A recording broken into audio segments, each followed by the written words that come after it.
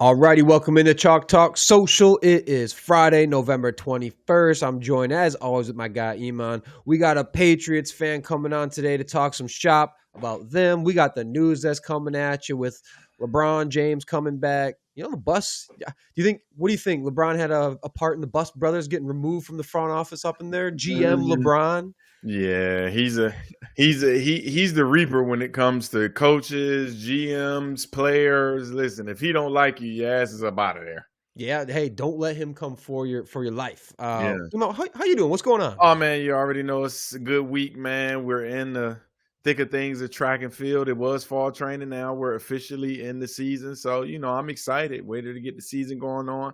Hey, it's the weekend. I'll be in Austin for the weekend for a wedding. So Very good. yeah. Very good. Well, I know you were saying before the episode that was the Wizards or not the Wizards, the Kings are doing you dirty on the line right No, now. listen, don't get me started, but I got a few DMs I'm gonna be sending when we leave here because when you lose me money, listen, you hear it from me every They time, hear every they time. hear about it. That's Yes, sir. that's good.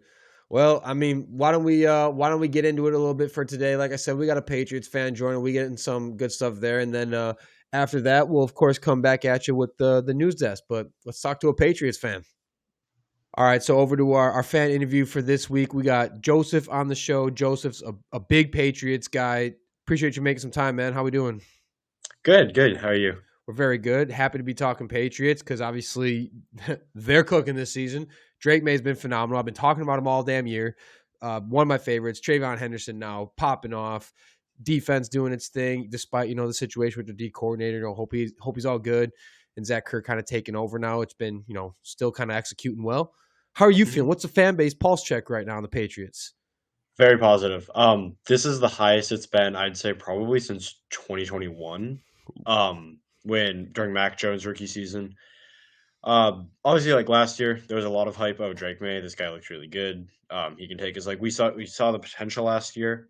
Obviously, the record didn't really show that, so there wasn't the excitement every Sunday. Oh, game win, game win, game win. So, it was still pretty. It was a little depressing last year, even though we had the potential to work with what we with the tools we had. So I'd probably say last time we felt anywhere near this good was 2021 when Mac Jones led the Pats temporarily number one in the AFC and then into the wild card. Um, right now, obviously, I think they're sitting at number one in the AFC again after this week. Oh yeah, Um, they're doing great. so I mean, it's awesome being able to wake up every day realizing, oh, just won. Every Monday, waking up, oh, they just won. It's really exhilarating, and honestly, it's been a while since we felt like this. I mean, y'all had a long. I don't know how much. I don't know how old you are, but or how long you were alive for Tom Brady in his prime, or how much of you got to really enjoy. But holy crap! Now you got like it feels like I said this on the last episode. It feels like a dynasty Patriots type of season. Amazing quarterback play, amazing coaches, not a bunch of superstars everywhere else. Just a bunch of guys who are just playing really well. This feels like I've seen this before. Oh And yeah, that's there's a whole new and like I swear to Lord, if there's a whole new generation of Patriots fans who get to experience this once again, that's just as a Packers fan, that's still awesome. Like y'all still got it really right. good. What's We're been gonna like be insufferable though, so I I mean, can. the Lions are doing the same thing. Lions fans now that the Lions get on their run, like all of a sudden they're just loud on Twitter again, which good for them. They've gone through so much shit for so long. To have your Yep. moment, y'all are having your moments going well. I can at least respect it, but it gets stupid out there. What's like the Mhm. one annoyance with this team? Y'all gotta have something you're annoyed about. Yep. No, that's valid. Um, yeah, I think it definitely, especially as a Pats fan, seeing the Lions, getting that. I mean, they've been horrible for like basically forever. So like once they got Dan Campbell and really got things working under him, it was really it was sort of inspirational. It's like, all right, even though the Pats have historically been, I mean, one of the better teams. Oh yeah. Even when we were in the slumps, it's like, all right, there's a team that was somewhat in our position, and they pulled themselves out of it. So it's like we know we're able to do that.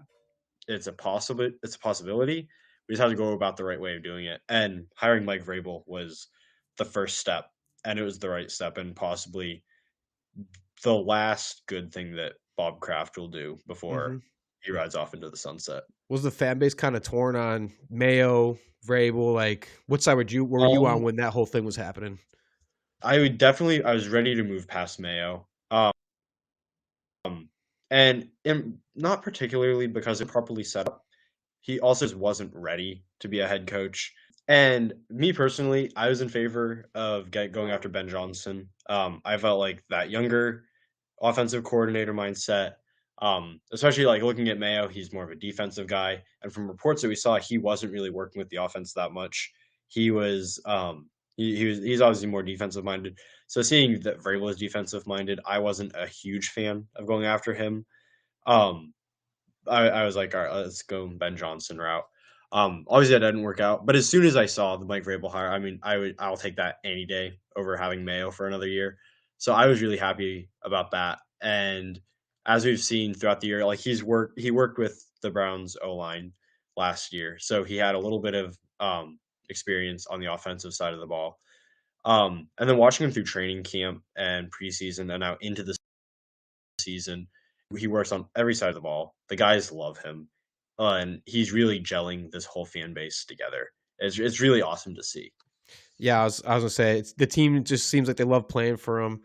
Obviously, the thing that I think is great for your situation is he's been there on the biggest stage so many times in all those huge games. So yes, he's not an offensive guy, but if anyone is suited to get a team ready for those moments in those games, like there's not much better than Vrabel out there for that. That said, I always want the offensive guy as my head coach. Where the NFL's at now, yeah. I mean, Mhm. whoever's getting Ben Johnson, whew, good for the Bears. It sucks for me as a Packers fan, but good for the Bears. That was the hire they had to make. Anything else would have been not enough and the Disaster. wrong choice. The Patriots, Yeah. I think Vrabel just fits. He's the guy there. He's got the Mhm. big game, history. He's been on those amazing teams. He's been on the culture. I think now that he's finally got a quarterback, like he never had much for shit of a quarterback in Tennessee. He's got a Right. quarterback who can just operate an offense. And McDaniels, come on. Anytime That he is in New England, he's a great coach. The second he steps into the wrong zip code that's not New England, he sucks. Yep. That was probably my favorite offseason pickup after Vrabel. I was rooting for him. Like I was like, oh my gosh, if they could get him, that would be the biggest like fuck the whole offense. And it clearly has. This guy knows what he does, and it's really awesome to see that. Yep. Um he also I feel also when it comes to Vrabel that when he's ready, you see it with injuries that happen. He goes out onto the field, he checks on the guys. Meanwhile, you have Mayo last year being like, once those guys cross the white line, there's nothing I can do for them. He was very I don't feel like he was very engaged, and he was trying too hard to be more of a friend to the players than a coach. I feel like Vrabel, like he obviously cares for his players and he cares for their families, um, but he has the mindset of a coach. He's there to make you better, to make the team better. If you're not good for the team, you're not going to be Yeah. on the team. That's the Patriots culture that they always won with. But I mean, you talked about McDaniels as like your favorite that signing they made. Who was like the unsung hero on this team right now? That we're talking a lot about Drake May. Now we're talking about Henderson, right? Who's the unsung guy that we got to be shouting out more on the Patriots? Um, I would probably say Kayshon Boutte. Oh, Um, he's received. I know he's in New England. People view him very highly, and they talk about him a lot. I don't see him being talked about as much nationally. Um, he is a he wasn't he you haven't really seen him before because in the last couple of years, his first year under Bill Belichick, he didn't really play that much. He was benched didn't he from have game drop? Didn't one. he have like some drop issues? Yeah, he had Okay. some drop issues. He was benched early on in the season, and we never really saw him again. Mayo used him a little bit. You saw sparks and flashes, nothing big. This year though, he has really he's popped off in a big way. And another thing to look for too, because Stephon Diggs, coming into New England, it wasn't only that Drake May needed a wide receiver one, which he did. He's also brought in to be a mentor, and for guys, especially Booty, it seems like his play style is very similar to Stephon Diggs, or at Mhm. least it's become more similar to his since Diggs has come to the Patriots. Yeah. So it's really nice to see that you have a mentor who can also be a really good target for Drake May. Mhm. So Kayshon Boutte, I mean, even just this 1 year, we're only halfway through the season. 431 yards, Yeah. 23 receptions, 5 touchdowns. Like he's really good, and you see him a lot, but I don't feel like he gets the recognition he deserves Yeah. nationwide. I mean, I get it. If you take out Christian Watson because he's only played 4 games, he has the second most yards per catch in the NFL right now, and that's on a rookie contract. I know he was awesome at LSU, so the fact that he's already in this system, being a huge contributing factor to Drake May, just that deep ball being the prettiest damn thing to walk the face of the earth this season. Keyshawn Boutte being a big reason why. Uh, Mhm. Already more than Jameson Williams. I mean, is kind of crazy, and so he does need more credit. I would agree with that. I think he's got a lot of potentials. If he fits the drop stuff, like let's get him more involved. Like Matt Collins having a cool season, but he's not a long term thing. Stephon No. Diggs has been awesome. He's y'all are playing him in the slot a lot now, right? That's kind of where he started Yeah. excelling. But Yep. realistically, how many more seasons there? He is a great for now. Like let's bridge Booty into like the guy because he's got the potential. Mhm. Oh, He's a absolutely. fellow. Yeah, he's good out there. Yeah, I could see Diggs probably retiring in New England. Hmm, Um, yeah, maybe he tries to squeeze out a contract with another team based on how he's been playing here. But I mean, he seems like he loves the culture. yeah. It He's a seems great like a culture great fit. setter. Um, so I think one thing that would really make most sense for him probably is, especially now, I'm not gonna say there's most definitely not gonna happen this season. There's a possibility, but let's say the Pats go to the Super Bowl. I don't really feel like if they make it and don't win, I don't think Diggs wants to go somewhere else. He sees that they have the possibility to do stuff here, and I just think no matter how far they go, they're obviously going to playoffs this year. Mm-hmm. I think that no matter how deep they go, I feel like they could easily make it to the AFC Championship game. And Diggs seeing that and the culture and just the winning potential in this team, I feel like he'd want to stay here, possibly retire here. Yeah. Um, but I mean, there will be if he reaches the end of his contract and is still able to play, there probably will be a high demand for him, I mean, especially after coming off his injury and already having the season he's having. That no one saw that coming. Patriots should pay him. It's like you said. It looks like it's been a great fit so far. It's all kind of just working. So why not? They're definitely gonna go far. So I would agree. Like, and you got Kyle Williams. Still have had my flag planted on the Kyle Williams hill since day one. I live in Washington, so I see a lot of Washington and Washington State football. Kyle Williams has always just popped off the damn screen. Like I can't wait for him to get more involved. And I know y'all got that cat from Baylor. What's his name again? You got a Oh nickname? yeah, He's got a nickname or something. I just forget him because of the nickname. The receiver. yeah, I know who you're talking about. Hold on. Why am Give me I a sec. blank? I don't know why I'm blank on his name. But y'all, it's my point is like there's a core of guys with Uh, Booty. Who is it? we had Tyquan Thornton. Not Although him. he was from Oregon, The guy who's but on the he's team not right on the now. team anymore. Guy's on the team right now. I'm forgetting his name, but Okay. there's a good core. Kyle Williams can be an awesome weapon for that team. I just really want to see him get more involved. Hopefully, maybe a next year thing. But Mhm. you can build around Booty as a a top one or two outside guy for your dynasty that you're trying to put together here. My question would be this, because you didn't talk really confidently about Patriots in the playoffs. What would be Yes. like? Is there like a certain annoyance this team has that the fans talk about a lot?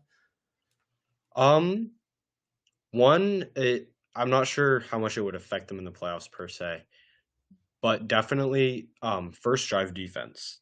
Okay. The defense has sort of struggled on that first drive. The players have addressed it. They realize they need to figure out what's going on. Because anytime, I think it's most of the time that the Pats start out on defense, the opposing team normally scores a touchdown on that opening drive. That's a problem. So that's something that they've realized we need to address and figure out. I'm not sure how much that would affect them in the playoffs because although in the playoffs, the first team to score the touchdown, you have that momentum behind you, and it's really hard to break that. So that could potentially hurt them. Um, Other than that, I would say possibly uh, Ramondre Stevenson He does when put the he ball comes on the back. ground. He does put the ball on the turf. Yeah. Yeah, that would be their one offensive struggle. Managing ball carrying because you see Trayvon Henderson, you see how well he's doing, and yet you know that as soon as Ramondre is healthy enough to come back, he's going to be starting.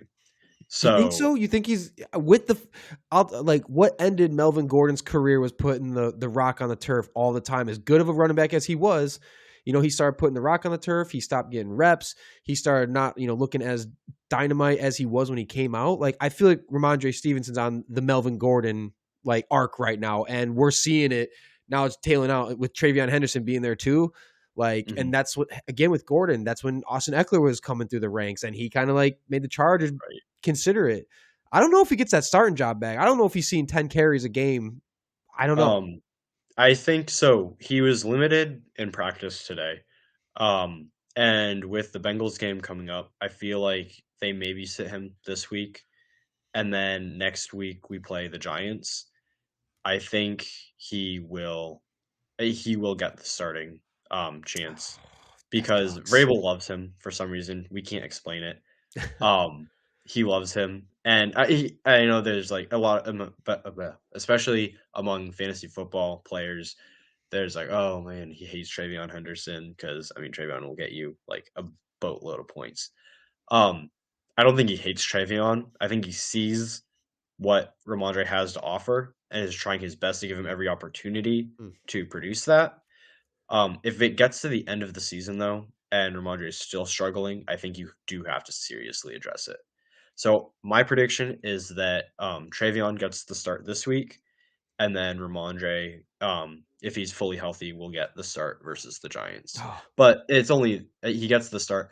I feel like they'll balance out the carries pretty evenly, especially after Travion's 3 touchdown game yeah. against the Jets. I mean, I know it's the Jets, but even still, I mean, I would treat it like how the Panthers did with their backfield. Honestly, we saw Dowdle come just blow off and when Hubbard was hurt. And then ever since, Hubbard is kind of doesn't really exist in that offense a ton anymore. I don't know why the mhm, Patriots should do something different. Like feed the hot hand. If Henderson's going to be running like this and he's not costing you possessions, how do you not ride that hot hand? I mean, I hope Vrabel doesn't fuck it up because I think this is a yeah, pretty clear, obvious decision what to do here. And oh yeah, I've always liked Ramondre, but besides the fumbling thing, but again, I think he's on the Melvin Gordon arc. It just we've seen this before, and I hope the Patriots don't let that be a reason to I lose a totally agree. game, like lose a game. Um, Yep.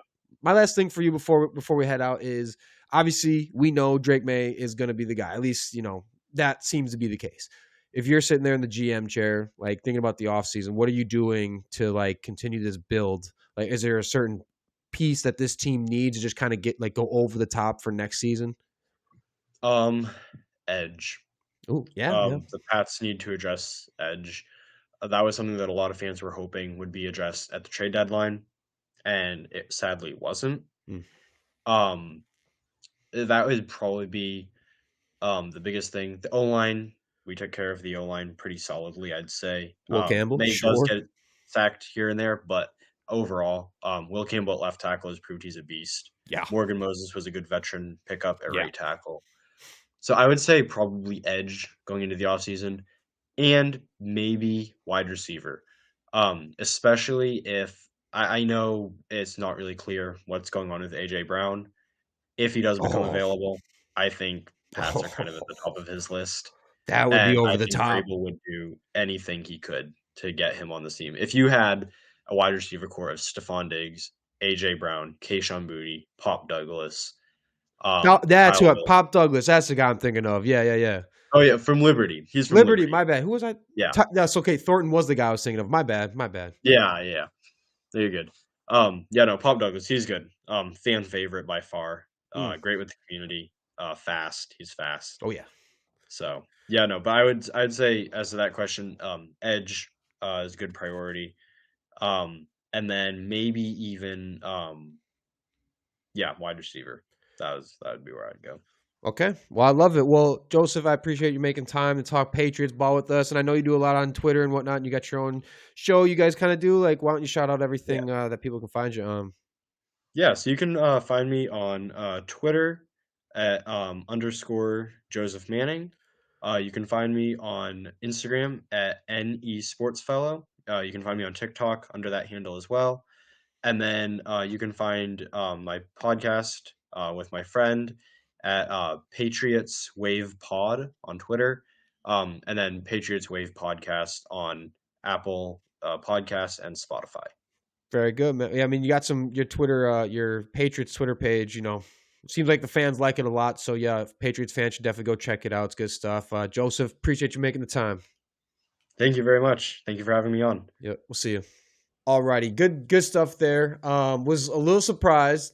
I guess not surprised because there are some not unknowns, but is it for real? Like he wasn't as sure, like as confident with the Patriots in the playoffs. He held back a little bit with like, are they? He was talking NFC. He was talking AFC Championship game, maybe. I don't know. I mean, Iman, you took the Bills for like your AFC favorites in the last episode, and they're playing Thursday Night Football. Not looking great right now. Are you standing by that? Yeah, I mean, I gotta stand on my word, but I mean, this team is just not good. I mean, Josh Allen is Superman, but I'm just looking. This team is not good, so I'm sticking with it. And like I said last week, I know that guy feel the same way. Playoff is different football, so I'm gonna go with the people who's been there, know how to win in the playoff, and had some magic there. But it's looking crazy tonight, so we'll see how the second half go. Well, I mean, another thing we talked about was like A.J. Brown maybe on the move this offseason. The Patriots likely being in the market for a big-time receiver move. But A.J. Brown's actually someone who's going to come up in the news desk, so we won't get too deep into that. We can talk about it. But why don't we kick over to the news desk and get into it with Joey a little bit, see what we got happening from the week. Obviously, a lot of stuff's happening. LeBron's back. Joe Burrow's back. We got some things coming up. Joey, how you doing? What's going on, man? I'm doing good. It's not a Friday without some exciting news for us to talk about. And, any show can talk about the news, but we do it special on the news desk every Friday. Oh, damn right. Well, what do we got this Friday? I'm doing good. It's not a Friday without some exciting news for us to talk about. And, any show can talk about the news, but we do it special on the news desk every Friday.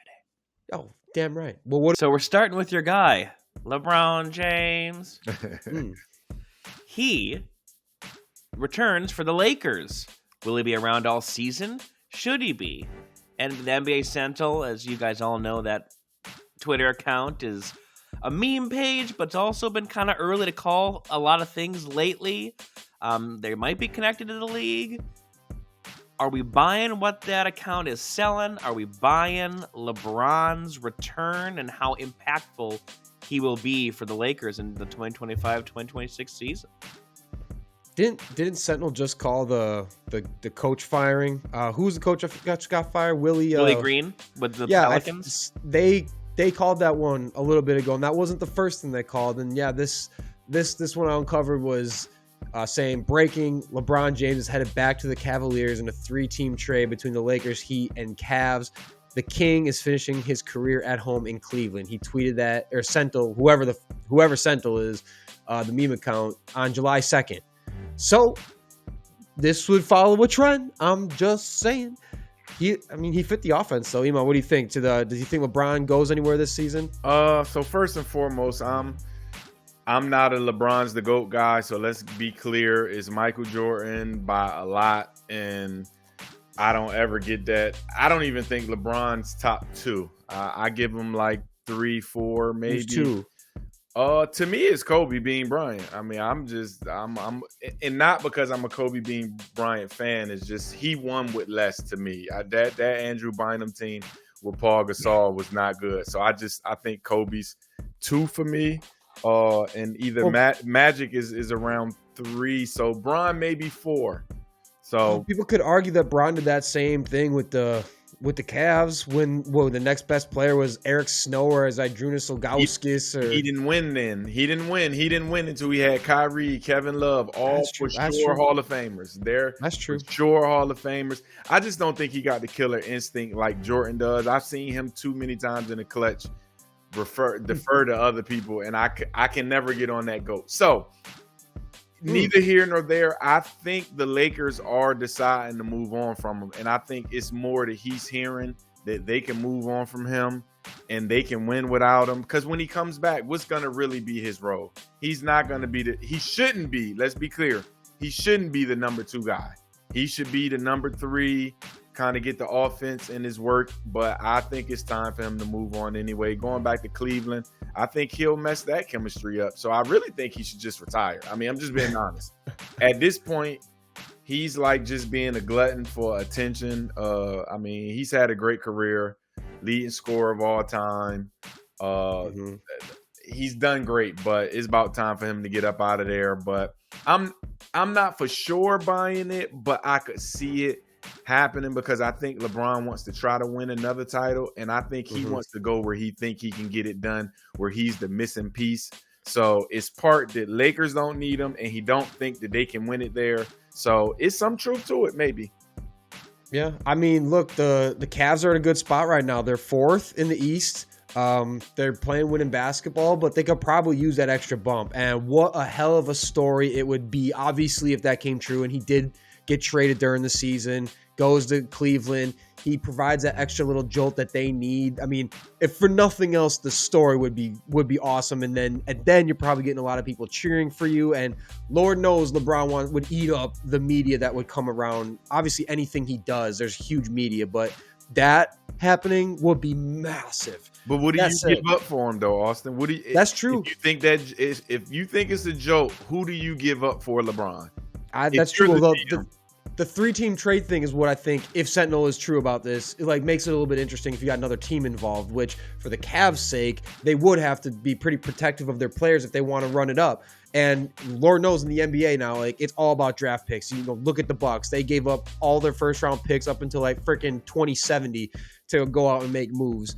And that seems kind of what the NBA is, but you know, he came back. I think he had 11 points, 12 assists. So, yeah, he was dishing it out. Like you said, like maybe he plays a different type of role now where, you know, he's helping out the Austin Reeves, the Lucas of the world. Shit, you know, DeAndre Ayton hasn't had a great career, but he's putting up numbers right now. Yeah, balling. So, and obviously Jake LaRavia, I think. He's been efficient. He's been a nice little role player for them as well. So they got pieces. Now, I think LeBron... And I think that's why LeBron might not like force them to get a trade, because the Lakers, I think they're also 4th right now in the East or in the West. Sorry. So it's not like they're in a bad spot either, to where Bronny's still in the system. He's in the G League, but he's still around. You're freaking in Los Angeles, right? Like, I think what they got going is enough. And obviously, like you said last episode with Luka, like you don't need anything around Luka to win a ship with Luka. And they got a lot of really good things going on around Luka right now. Or, I mean, which feels crazy. I don't know. Are they building around Luka, LeBron? Who the hell knows? But I think there's enough incentive for LeBron to want to stay. Oh, no. He doesn't want to be a 10-10 guy. That doesn't...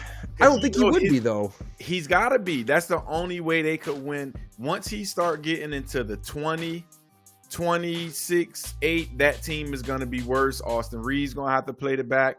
LaRavia is going to have to play the back, and LeBron his campaign is to be the GOAT by the time he's retired.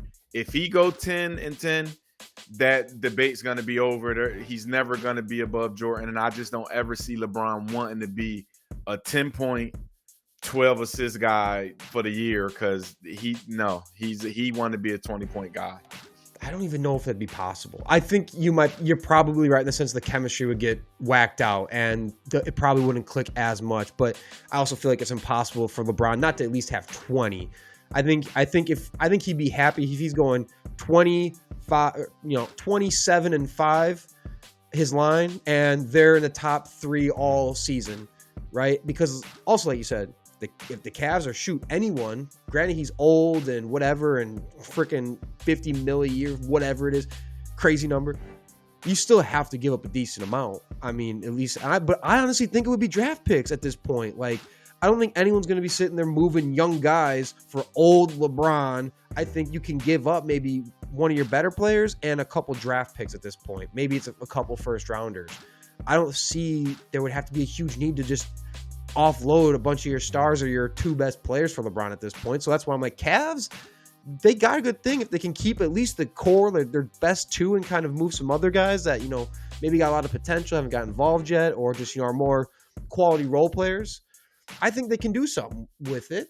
I just think it's interesting that Sentinel tweeted out, and now they've kind of been right on a lot of things lately. Whatever that counts going on, they gotta be like have a hand in the league somewhere. It seems like it's getting too. So we gotta investigate the account. I think that's all I'm saying. What do we got next? All right, next up, sticking on the theme of returns, Joe Burrow set to return for the Bengals. Will it be enough to save their season? He's starting together a couple of practices before week 12 in their matchup versus the Patriots. The Bengals offense otherwise healthy, 3-7, third and otherwise still winnable AFC North. A weird year in that division for sure. I know Flacco came out today saying he wants to be a starter again next year. Not that he would replace Burrow, but the point Who would of have thought? right, he's now come back and been like, hey, I know we suck and we keep blowing these games like they did to the Bears, but they put up 40 points, right, with a statue. So is there enough here with the Bengals for them to make a run, especially in the weird year with the Steelers and the Ravens in the North? You're the North guy, Iman. What is it? Stick a fork in them, and this fork was just here because I was eating Chipotle. It's just stick a fork in them. They're done. You got to think Burrow come back, no Jamar Chase. You're not winning without Jamar Chase, which Jamar did some. Yeah, that's just, I don't even want to go in on that because, I mean, like I said, I don't know how I would react. I've never fought in a real football game because I just never was that dumb. But no, the Bengals are done. Burrow probably just needs to sit for the rest of the year. They're done. I'm telling you, they're stick a fork in them. They're done. Flacco, please just go home to your family. It's starting to just be clear that him, Tom Brady, they hate the kids and their wives. Go home, brother. Go home, brother. It's over for you too. So stick a fork in both of them. They're all done. Damn, yeah. I mean, look, even if Burrow comes back and they're putting up 40 a game, like they're going to also give up 40 a game. Right now, they're the worst scoring defense of any team in the last 50 years, giving up over 33 points a game. They're also the worst defense by DVOA ever since that stat has started being tracked. So I don't think it matters. And they got the Ravens twice. They got the Bills. They got the Dolphins. And shoot, the Cardinals getting Trey Benson back. The Cardinals can put up points. We know that. Some weeks they lay duds, but every team that are left on the Bengals schedule can quite easily put up 30 points plus, like, on that defense. So Burrow comes back, that offense is going to need to drop 30 a game. Can they? Because they're healthy and they got talent. Chase Brown's a dog. Once Jamar Chase is done spitting on other men, they got two of the best receivers. They got a good tight end situation. The O-line is what it is. But Flacco made it work behind the O-line.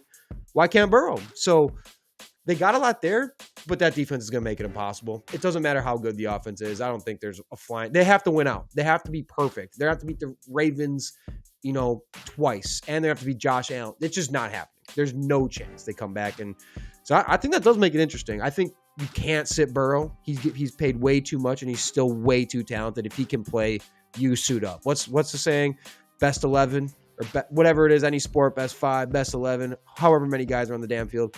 You got to have Joe Burrow out there. He ain't Kyler Murray. But do you chance him getting hurt for nothing? Y'all not making the playoffs. He comes back out there and get hurt because you have to make a decision for next year. Joe Flacco's not going to be the answer.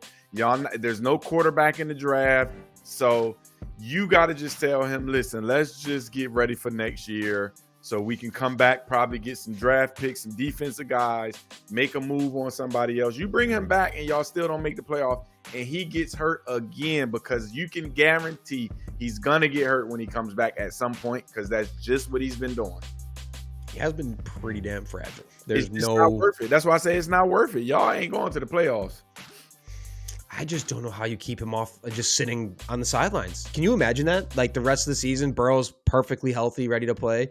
I mean, think if it's anyone else, I get the argument, but everyone was giving JJ McCarthy shit for being a healthy scratch. Kyler Murray goes on the IR. That's essentially what you're saying is what the Cardinals did with Kyler Murray. Shut him down. We don't know what this is. Is it worth him getting, re-injured, stuff like that? So if it's Burrow, if those two guys are getting shit, wouldn't everyone, the argument be like, Burrow's healthy. Get his ass out there. You don't play scared like you're going to play to get, like, you could get hurt. Anyone could get hurt at any moment. So I think it'd just be crazy to see like what the narrative would end up being if that happened. I just see it so difficult that would happen, as bad as they are. It should be interesting. It'll be interesting. The Patriots are going to whoop that ass no matter who's playing quarterback. So it's not going to get up. And my flock going to give them belt BTA, big belt ass. So it's coming. Big belt. Yeah, so it's coming. Big Mar, yeah. And that's the thing. Like if they lose to the Patriots with Burrow, the season is officially over. This is a very important next game. Season's officially over, so it will be interesting. If they come up with, hey, it wouldn't be the first time we've seen in the NFL where there's some mysterious injury that keeps a guy sidelined and they don't really know much about it. It wouldn't be the first time. I could see that happen, a phantom injury with Burrow happening, and it's like, we just gotta get him back on the shelf, right? I could see that. What's up next? Next up, sticking in NFL, Justin Jefferson drama brewing with J.J. McCarthy's struggles. I know, at least as a Bears fan, I saw it last week. He was pissed during that game. I know they had some drops, but it was just miss after miss. And I know we talked about it last week. It's those different tiers, right? The Bears with Caleb Williams, there's room to grow because they're not expected to win. The Vikings were a playoff team last year. They couldn't afford that step, and they chose to take it by entrusting themselves with a rookie QB. And now one of the best receivers in the league is paying the price. So still 3 years left on this contract here. Is Jefferson going to be on the move? It feels so weird even asking that question, but it's a real one. He's a top guy. He's got a team-friendly deal. When does this reach the breaking point here on a team that, I think we picked early on to be at least second in the North, if not fighting the Packers for the first, which now my Bears can top you both. But what's going to be the solution here? Is this drama city? For sure. We all know that receivers is that big diva position where a lot of them. But I feel bad for him because he's been an upstanding guy since he's been in the league, even at LSU. You never really heard much of his divaness come in, but I can only imagine. Like I said, I played the position in college, but I was a quarterback in high school. So I know the side-eye receivers looking at you crazy when you're having a bad game. And if you keep having them, they're looking at you like I'm trying to go to college. Then when I got in college, I had a decent quarterback my first year. Second year is pretty trash. But they're not moving him. You can't move him. He's a franchise. Listen, just calm him down, get him through the year, give him some quick, easy stuff. But I feel his pain, especially if he fought for them to keep Sam Darnold, then I can see him pushing himself out, saying, hey, I told y'all to fucking keep Sam Darnold. Y'all let him out. So now I want to go because I don't have faith in y'all.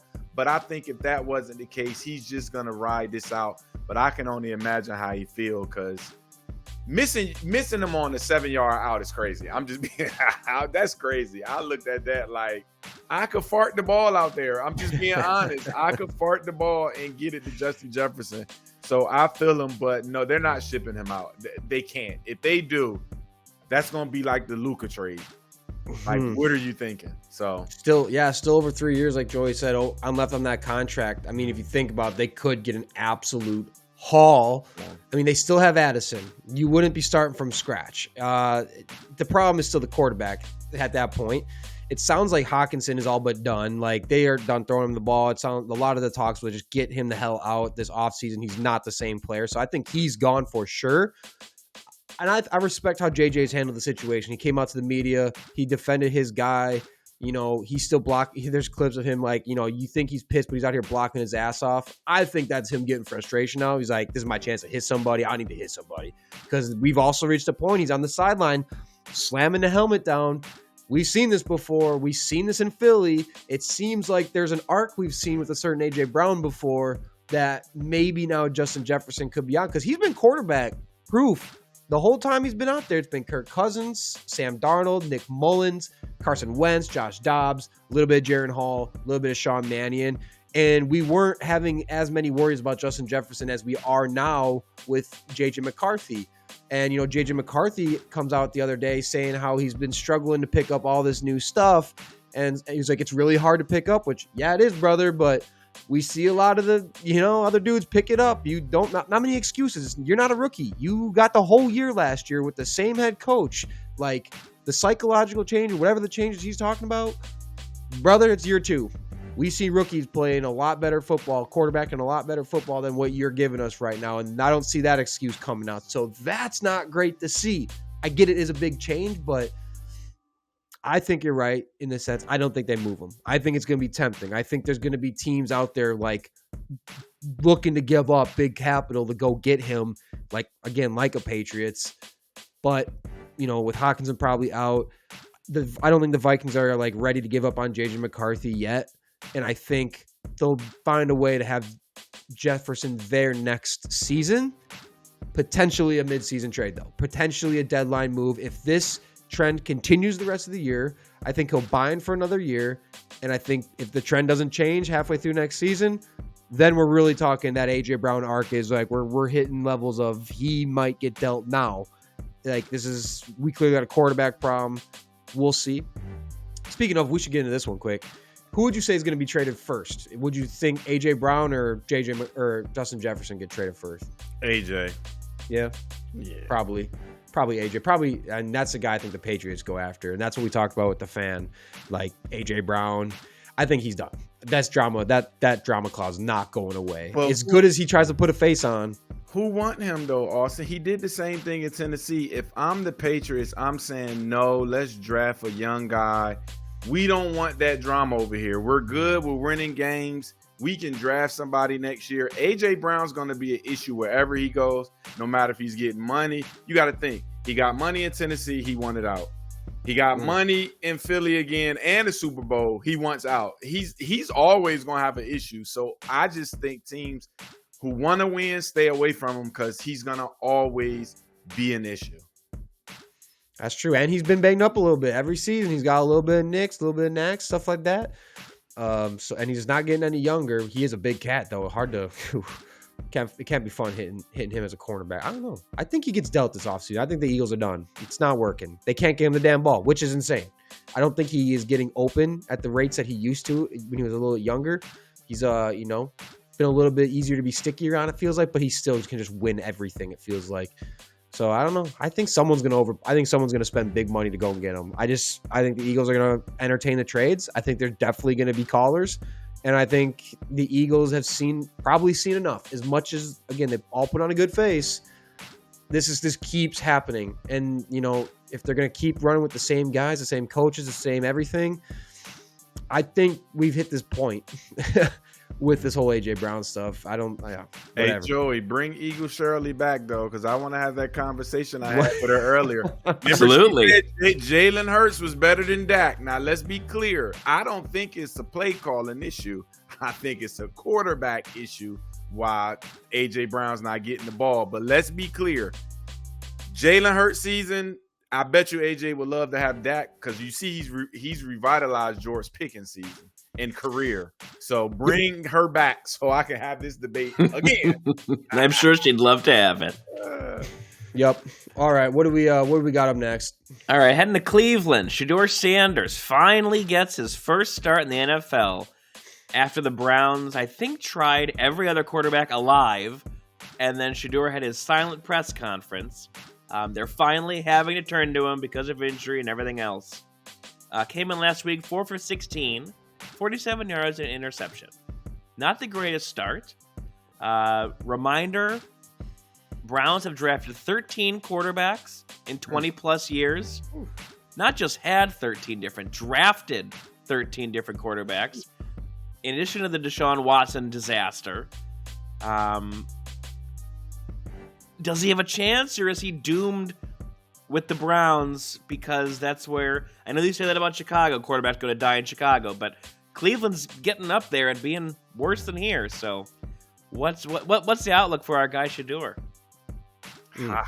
I mean, I think he's gonna do well. Keeping everything in the spectrum of the Cleveland Browns. They don't have any athletes. They don't have any weapons. So how well is well to other people? Now, I think the expectation on him because of his name and who he is and all of his flashiness and arrogance, that 200 games, let's say he throws the 20 for 32 to 190, one touchdown. That's a decent game for his first start, but that's not going to be good enough for everybody to saying him thinking he's the next coming. So I think he's going to do well because I think he's an NFL guy. I really do. I mean, and I gave him a lot of shit last year because he just holds the ball way too long. But I think he's going to do well, but just in the spectrum of what Cleveland has, he's just never going to light it up. They don't have any athletes for him to do that. The line is terrible. They don't have any guys on the outside. Kevin Stefanski is not a good play caller. So Myles Garrett could play offense. Listen, I would try it. Put him at tight end. Shit, he might. Anything. Joey, I think he could do it. So, I mean, I think he'll do well because he has talent. But, I mean, I just don't think it will live up to the expectation of what his name is. So, yeah, it's going to be tough for any quarterback to succeed in that offense right now. It takes a special quarterback who can take pressure and be great under pressure a lot, slinging the rock. That's the kind of quarterback they need. Will that be Shedeur? Probably not. Is there a chance he looks better than Dylan Gabriel? Absolutely. Dylan Gabriel's not looked anything special to the extent, like we said last time. Just get more knowns out of the damn guy. Give him a little bit of a run here. Give him some tread. Again, it sucks because clearly the GM and the coach and everything is just not on the same page about the quarterback. The coach wants Gabriel, the GM wants Shedeur. It's just all like, this is bad. It's very toxic organizational stuff with the Browns. But what else is new? The thing I think about with Shedeur is he's talented. I don't believe he's got the highest ceiling though, and I think the floor is low. I think he's probably going to get some. He's definitely NFL caliber quarterback, though. I agree with that for sure. I think he's going to end up being more of a journeyman who's going to get some runs at starting.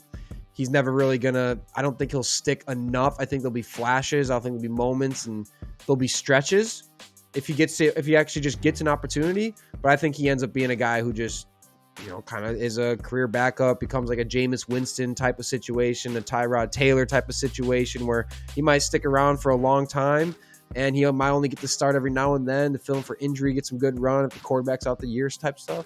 That's what I see for Shedeur long term, personally. I don't know. Iman, do you think he's going to end up being a superstar by any means?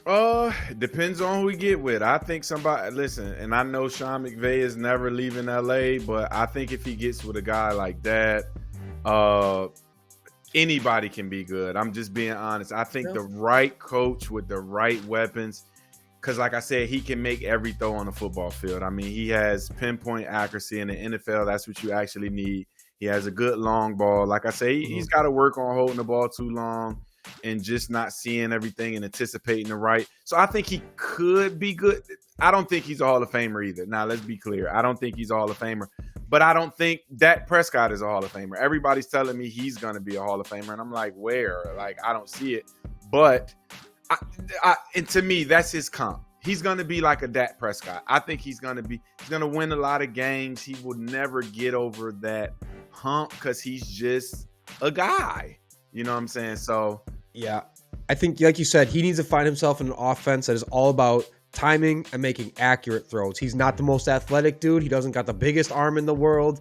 And that's kind of been his whatever about him, the kind of analysis about him. Not the biggest, not the most athletic, not the strongest arm. But if you can just get him in a system that's all about just timing, hit this, read at this, whatever, short stuff, intermediate stuff, he can be good. So yeah, I agree. It's the right system. But that's where I see there's also a limited ceiling where I think it'll take a lot around him still for it to be successful. Will he be the guy who elevates that offense enough, gets, because now we're talking about the guy who, if you're really the dude, you're getting big money because you elevate everything around you. You can turn mediocre into great football. I just don't see that with him. Hey, if I'm wrong, I'm wrong. But I just don't see that ceiling. I could see him being pretty good for a couple of years if he gets the right guy, though, for sure. Yeah. For sure. All right, what's next, Joey? Quarterbacks in 20 years is wild, though. That's a weird stat. 13 That's bad. drafted guys in 20 years. They need to throw that whole organization away. They need to leave. Like Baltimore left, they just one night, they just need to pick up and say, let's go. Shit. That doesn't even take into account Deshaun Watson and how much they gave up there and how much they paid and now how little he's played. You know, what was the famous sign? I think I used it on the Twitter on the latest TikTok post was when will Browns fans ever get a happy ending? Never. Sorry, Browns fans. Never. Sorry, Browns fans. What's up? What's up next? Pelicans. The New Orleans Pelicans fire Willie Green after a 2-10 start. Not sure how you can judge a coach after 12 games, but that's what they did. And this is screaming, just like the Browns, this organization that can't get out of its own way. Like, I remember that draft night when they got Zion. You thought they won the NBA championship in that draft room. They were jumping on tables, running through the hallways. It was crazy. And they just can't seem to get it together. I know injuries come into play, of course, with him and others, but the Pelicans really are just an example of one of those teams that is stuck in basketball hell. And firing your coach just a few weeks into the year, I don't even know how you get players to buy in the rest of the way when you fired the guy that's supposed to lead them. It's wild. And the guy that they like. So, Right. I'm on record saying Zion will be just an average guy in the NBA. I always looked at his game like super athletic, but super athletic guys who can't shoot and I used to look at his highlights in high school and be like, bro, he's playing against children of the poor every week. Why do y'all think he's this just godsend guy? I always knew once they drafted him, they were done because you get rid of Anthony Davis. So at the time, Anthony Davis was the number one big in the league. You got rid of him. Let's be clear. Nobody was better at that time that they got rid of him. And that's as bad as a Luka trade. Just as bad. And he went over to LA and won one. So it looked bad, but I feel bad for Willie Green because what do y'all want him to do with what who does he have over there to win with? Like, I mean, they do have some young guys. That's the thing. They got young guys, but it's like we can never plan for Zion at this point. And I agree. I think he's injured himself out of being, a superstar the rest of his career, just like Ja Morant has, gunned himself out of being a superstar the rest of his career. Then the Willie Green thing is crazy. He was hired in 2021. They make the playoffs their first year, have a really competitive series against the Suns, who he came from. And then the next two seasons, the Pelicans just have a winning record. And they weren't the most talented team in the league. And so, yeah, it's been a brutal start right now. They do have I think they got 6 guys averaging over 10 points a game right now. So, a lot of guys are getting involved, scoring the buckets. There's really no, downright superstar. They got Jeremiah Fears and Derek Queen coming up, who are the young cats for that team. But, think back to the Bucks move where they fired Adrian Griffin after 43 games, and people are like, holy shit, they fired him halfway through his first season in Milwaukee. And I think they had the number 2 record. They were they had a great record in the East, but the defense was super inconsistent, not great. But they were winning a lot of ball. They were 30-13, I think, at the point. And it was like, what? One of the best teams in basketball just fired their coach after 43 games of his first year. So I think we've seen a little bit crazier than the Willie Green firing. It was surprising. There's still turnaround possible, but I don't know. Who's out there right now? I don't know the NBA coaching landscape good enough to know. I want to see Mark Jackson back. What's the guy from Denver? He's on the NBA countdown. They fired in Denver where he won the title with. Oh goodness grief! I can't believe that just went through my head. Oh my God! And I know the Malone, guy. right? Yeah. Mike Malone. That's his name. Mike Malone. Oh yeah. He's out there. Great coach. He won a championship. Mm-hmm.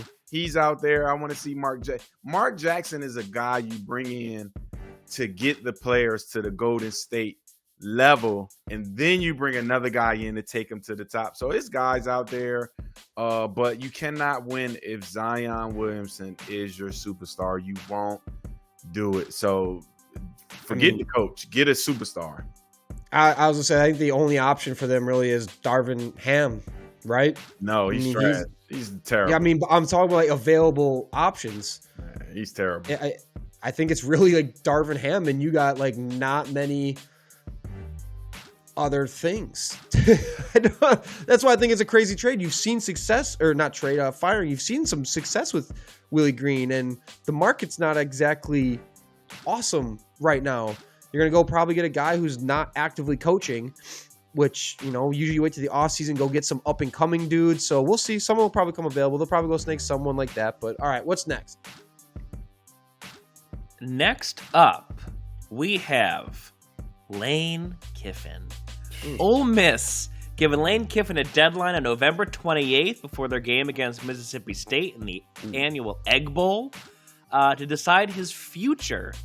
He's been rumored to be in the running for that LSU job, the Florida job. Rebels are likely to make their first college football playoff appearance this year, so it's some funny timing. Both schools, interestingly, had his family on campus the last 2 weekends.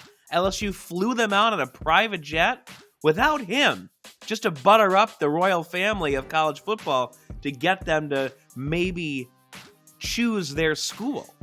And I just always go back to the question and ask you guys, you know, there's the easy one of, okay, where is he going to go? Is he going to stay or not? But the bigger one is what's his reputation now in 2025? He's had a lot of stops at a lot of colleges, and the name keeps coming up, but is the status just name now versus success? Where is this ending, and where does he stand in the landscape of these college coaches? Listen, another thing I'm on record saying, he's a great coach. I give him that. But I said it up here. I don't like the dude. He's an asshole. He's a self-centered guy. He's been all about him since day one. Now, Ole Miss, y'all don't have any leverage. He's giving y'all some type of relevancy. So to go to him and say, hey, you need to make a decision about this or not, I will wait to the end of time, because you want a Lane Kiffin. Because without Lane Kiffin, what is Ole Miss again? A bottom tier team in the SEC. With Lane Kiffin, you have a chance every year, which is kind of messed up too, because I heard online that Ole Miss told him, listen, whatever anybody else offer you, we can match it. We will match it. We will keep you. But that's a smart move, because if you want to get Iman to go somewhere, if you bring my girl and she say yeah, and she says I like it, she says I love it, and they might throw a little something in her pocketbook, guess what? I'm gone. I'm going to. But I wouldn't do it. You would stay? Yeah, I would stay. He could be a legend at Ole Miss. I mean, he could really be a legend at Ole Miss. It's clear that they're putting the money into the program where he could win there. Now, Oxford is a weird town, probably. He probably don't want to be there. I'm telling you, he's like he's one of those guys. I don't think the city's for him, but yes, I would stay. They're putting the money in it.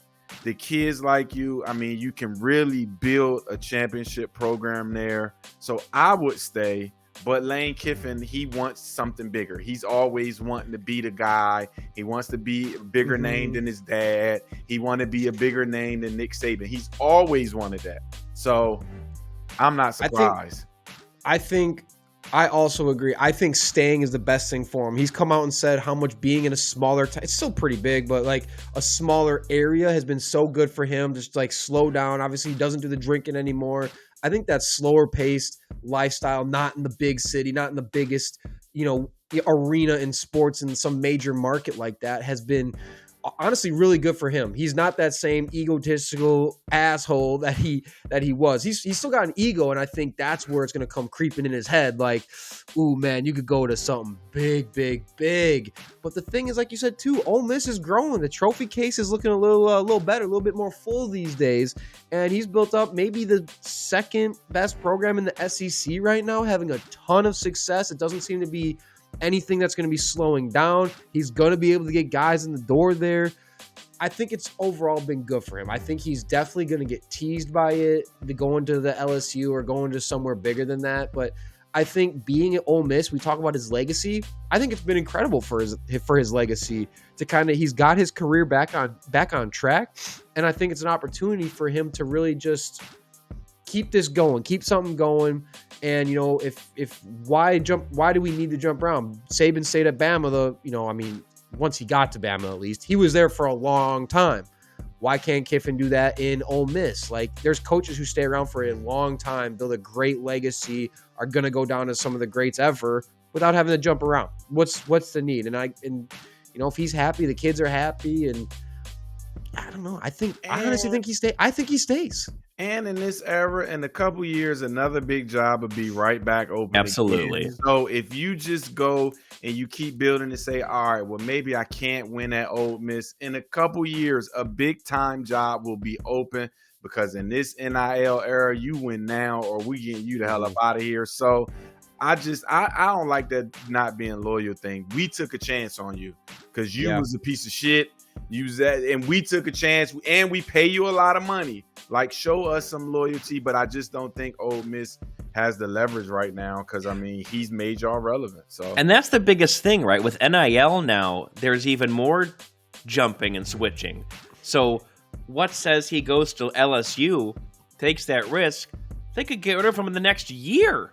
Yeah, like I remember in the Big Ten, like, because I follow Illinois and Northwestern before the scandal, like with Pat Fitzgerald, he was always rumored for these big jobs in the NFL and college, and smartly, again, before the controversy, chose a job where he knew what he had, he could be very successful, and he could be there for decades. He was never, in theory, he was never going to lose his job because it was a perfect fit. And you got to see if Lane Kiffin sees that for himself. If I'm in a good conference, I'm in a good job with a lot of backing, is this what I want versus the tumultuous chance I take going to Florida or LSU?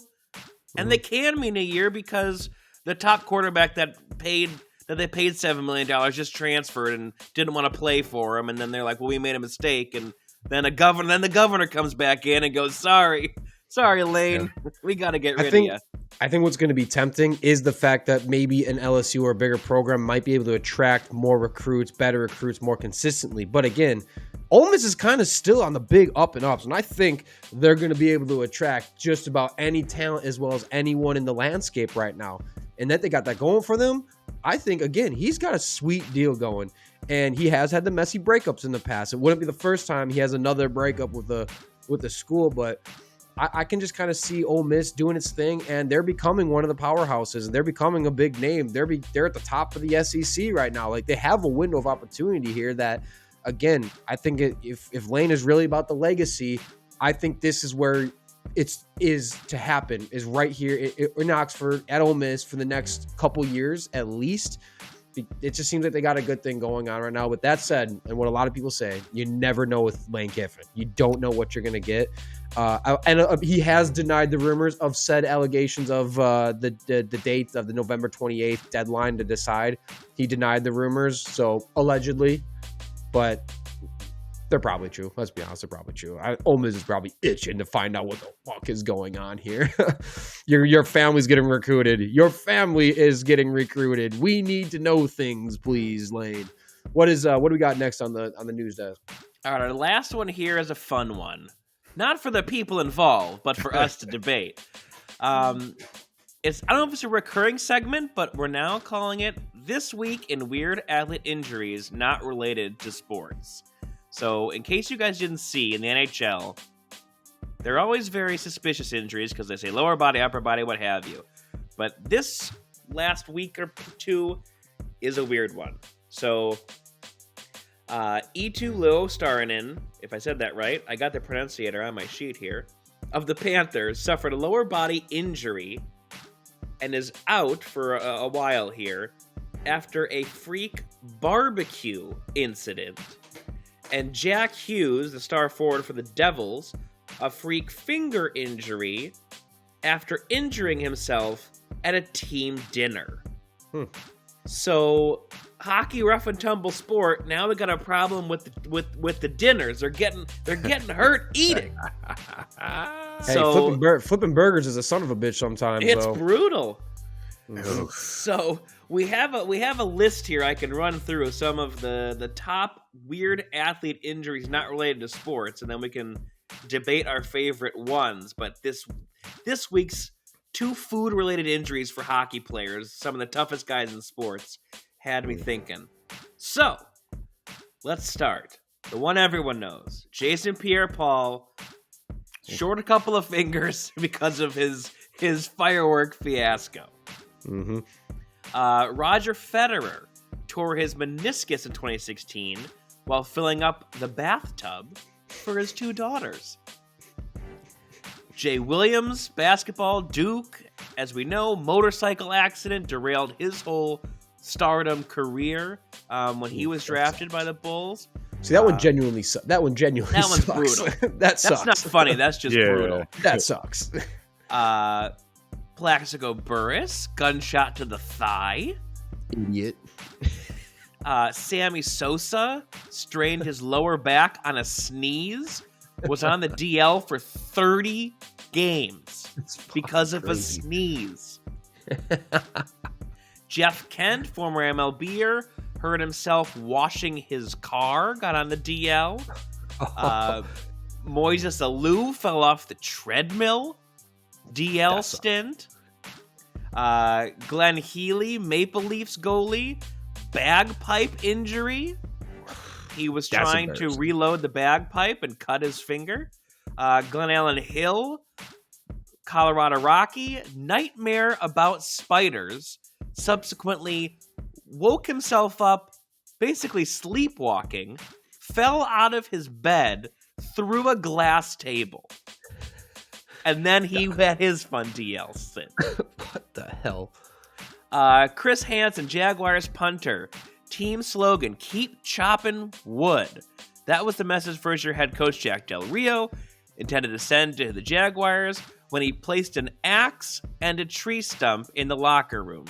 Instead, he ended up with a bloodied floor and his punter Hansen out for the season because he swung the axe and accidentally hit himself in the leg. Bro, that's brutal. That's and the brutal. axe was never to be seen again. No. Joel Zamaya, longtime Tigers pitcher, 2006, injured his wrist playing Guitar Hero, sidelining him for 3 games after a big jam session. But the silver lining, the Tigers reliever got a shout-out in the credits of the game's sequel. No players and no pitchers were harmed in the making of this game. Except for one, Joel Zamaya. He had it coming. I can understand that. Those that the Guitar Hero little you get like into it. Oh yeah, slow that's ride. I was never good at that game, so I'm just like I'm glad I wasn't because I was never good at that game. And it's crazy because I play instruments, but that game was crazy. Before I say anything, because I'm gonna go on one. You think the punter could sue the team for the coach putting the axe in there? Probably. That's what There's I'm saying. a good case for it. Is that a liability thing? Like I did this because Yeah. the coach told me to do that. So I'm suing y'all because I'm not even a country guy. So I was thinking like I would just sue the Panthers. Like Yeah, look, that if there was a stump with an accident in my workplace, it would be removed immediately with the employee. yeah. Y'all be gone. It would all be gone. Yeah, What the hell are like, you doing? What is that in there? But That's great. as much as I want to stay away from this guy because he is a Virginia legend, 757 guy. His head coach, see, I was in middle school when he played in high school, but his head coach in high school ended up being my head coach in high school, Plexico Barris. And we, like I said, he was a legend. Everybody looked up to him, but that was the dumbest shit ever. First of all, you 6'7". Why do you need a gun to go to the club? And if you need a gun to go to the club, you shouldn't go to the club. Secondly, I bear arms. That's my, that's my God. Well, that's the law. So I do bear arms. Mm-hmm. But I've never even had a chance where I reach for my gun that's always in a holster and shoot myself. Because once again, you're a 6'7", 230-pound guy who's a millionaire. So if you need protection, hire security. So I'm going with Plexico by being the dumbest just thing ever. Because like I said, everybody in the area was like, what the fuck was you thinking? Yeah. Like, what were you thinking? He was so good. He was so good. Listen, Austin, he's a legend and he ran on my sister's club team during the summer. So I used to see him all the time. I mean, he ran track. He was all-state basketball, football. So he's a legend. So I wanted to stay away from him. But no, Plex, you gotta wear this one. You cannot wear it down to this day. You're an idiot. You're an idiot. Cheddar Bob. Y'all remember that movie in Cheddar Bob, yep. Yeah, Cheddar Bob in 8 Miles. You shot yourself. You're an idiot. That's the worst one ever. So that's my vote. The one that makes me laugh the most is the Sammy Sosa sneeze. Just being a 30-year-old man sometimes, and the things that, you know, start catching up to your body. The simple things of it. Oh, I kind of, son of a bitch, that kind of hurt. I can just picture a 30-year-old dude sneezing, just kind of pulling up on that lower back. Just makes me laugh every time I think about it, especially when we're talking about a world-class athlete pulling up from a sneeze, hitting the DL for 30 games. That shit is too far. I can't picture that. But now I think of some of my sneezes, though, and be like, I'm probably dodging some bullets with some strains myself. Some of these things, and you know y'all know the dad sneeze. Don't even sit in here and act like y'all never dad sneeze a couple times. Those motherfuckers can blow a roof off, and you know the sneeze I'm talking about, too. I'm surprised I never caught a back. Yeah. Austin, I'm 43. You know, I know if I wipe my eye the wrong way, my finger comes out crazy. So I know. Day in bed. Yeah, absolutely. Yeah, so that one makes me laugh the most outside of the Joel Zumaya. Haven't played so much Guitar Hero in my life. Like thinking about just ripping it. You got to be absolutely ripping that fucking thing to bust a wrist on it. Y'all, have you never seen any of the pro Guitar Hero players, though? Those, I don't understand. I don't get it. I don't care to try to understand those pro Guitar Hero guys ripping on the hardest level, the hardest known songs, the man. That is some type, I don't know how, skill. That's one of those talents. I don't know. How do you know you can become that talented at guitar? It should be impossible. Maybe they thought, well, maybe they looked up to Jimi Hendrix. So I guess their whole life they was doing air guitar before that game came out.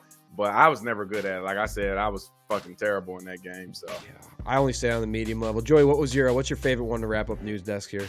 Well, there's two left on the list here. One was Andrew Bynum rehabbing his knee, and then he re-injured his knee while bowling. And then Dustin May, the Dodgers pitcher, he ate a piece of lettuce, got stuck in his throat, and he tore his esophagus.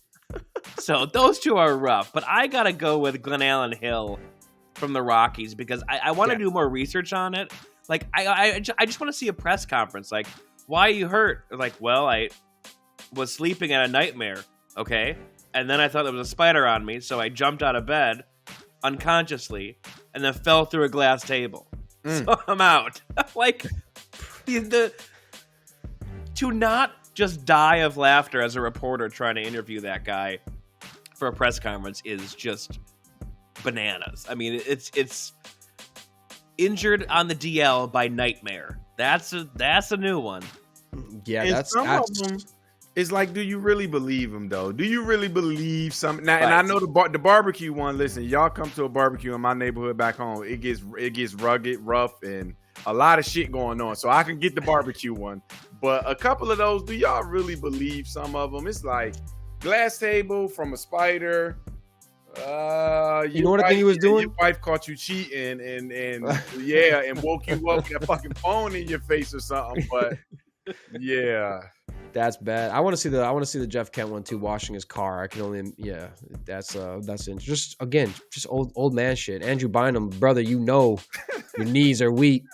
Y'all shouldn't be bowling. Hey, you tall as hell bowling. Like, what the hell are you doing? And the lettuce in the esophagus one. Now that's crazy. You know, I can understand, you know, like a pill getting stuck in your throat or something like that, but a piece of lettuce, there's no edges. There ain't no sharp edges on lettuce either. No, if you get the romaine one where they have that back down the middle, and if they put that whole one on it and it catch you, I don't know now, Austin. I've ate one of those where that edge of that romaine that they put on my fucking hamburger caught me, and I'm like, I'm about to choke, but nah. God, but a torn esophagus. Yeah, that's great. He got a weak. You must have had to put the whole thing in there, the whole stem. Whoa! Yeah, no, all right, we're ending the episode there. We're done. Until next week, we're done. All right, that was a good one. That's a good topic to end it on. I love that one. All right. Until next time, until next Tuesday, y'all have a great weekend. Make sure to catch some games. We got some good games out there. Packers, Vikings. Let's go, Green Bay. Come on, go Pack, go. Give me a go Pack, go, Iman. Come on, give me one. Go Pack, go. My guy. All right, y'all have a great weekend. Peace out.